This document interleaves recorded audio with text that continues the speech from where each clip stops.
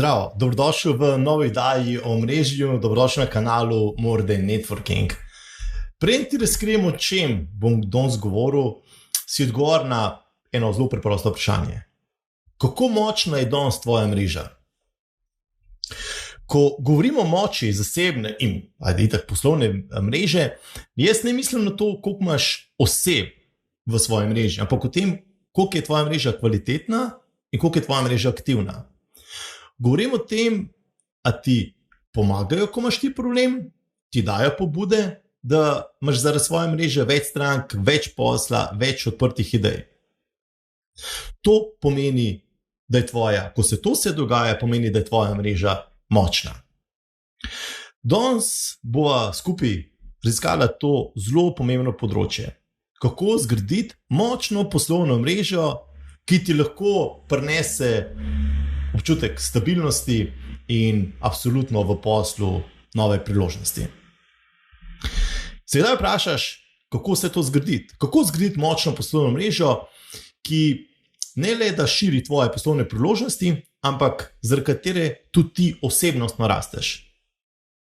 Da si na kratko v vseh pogledih bolj zadovoljna oseba.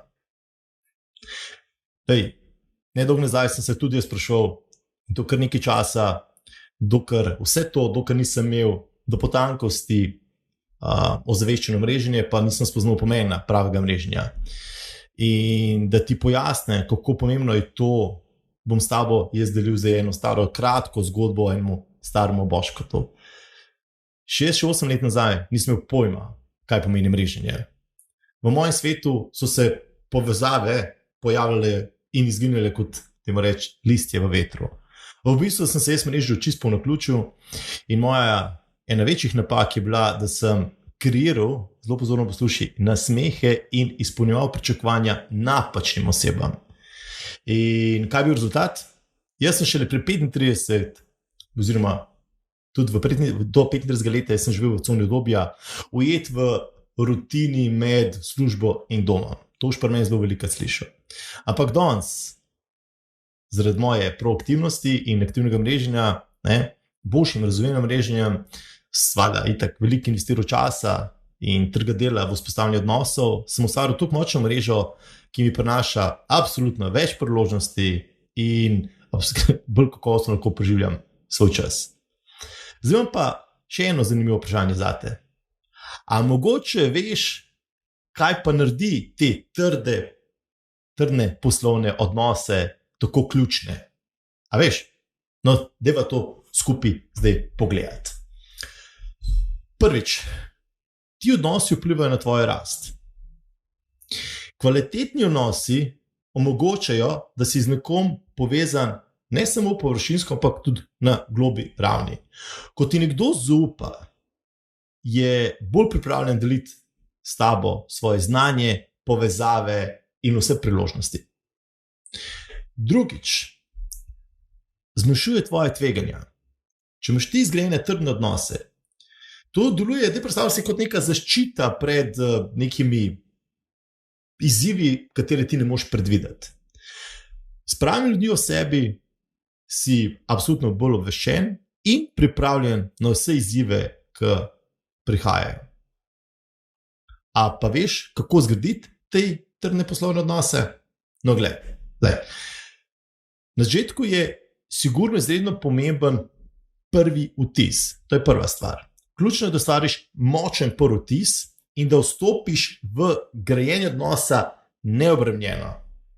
Dejstvo je, če osebe ne poznaš, če še nisi povezan, pa ni smisla, da se smetiš, kaj vse lahko kreirate skupaj in da se razmišljaš 5 let naprej.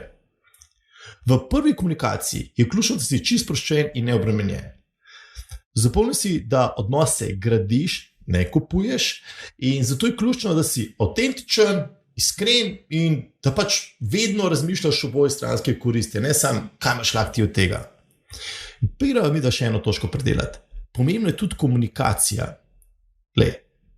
Ko komuniciraš, pazi, da komuniciraš konstantno, redno, pa da vključiš malo empatije, čustvene inteligence. To je temelj vsakega odnosa. absolutno ne smeš pozabiti, da ima vsaka oseba neko strast, nek strah, pa tvoja naloga mora biti, da vedno razmišljaš, kako lahko te osebi kreiraš nasmeh, a podpraviš neko bolečino. Ko to delaš, verjemi, da ti ne bo zamerila. Pol je tretje področje, ki je zelo pomembno, je vztrajnost, na katero ne smeš pozabiti. Lej, mreženje je tek na dolge proge, ne?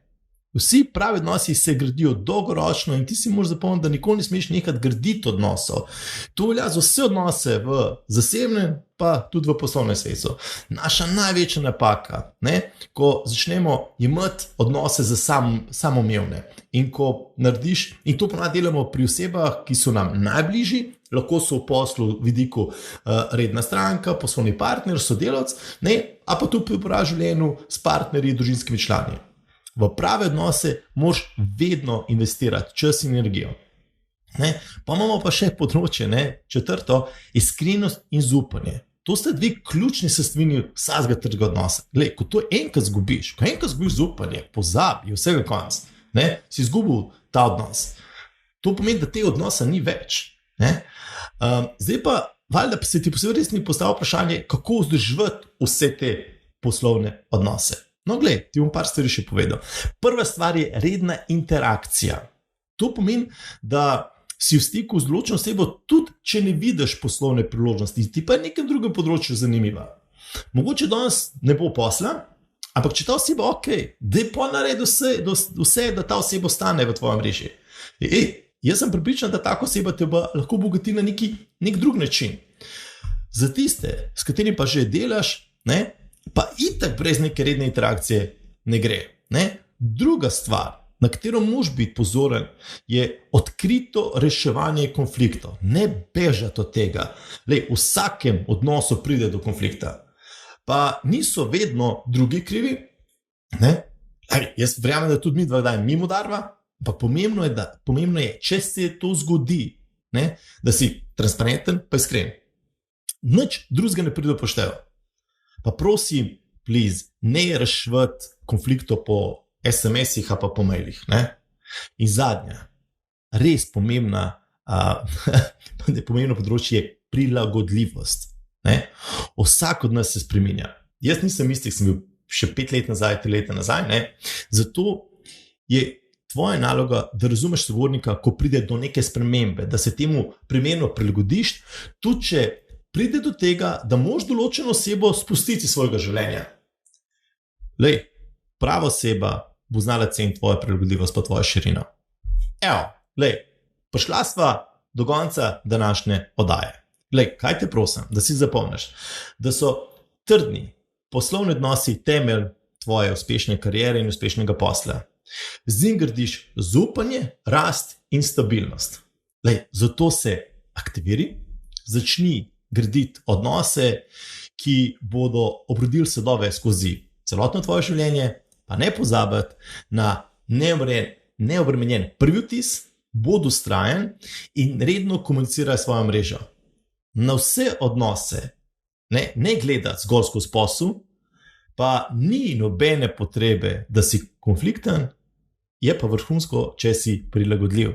Jaz verjamem, da vsi mi, če s trdim delom in predanostjo lahko ustvarimo močno poslovno mrežo, ki nam prinese številne priložnosti in zadovoljstva v življenju poslu. Tudi verjamem, da lahko ti narediš.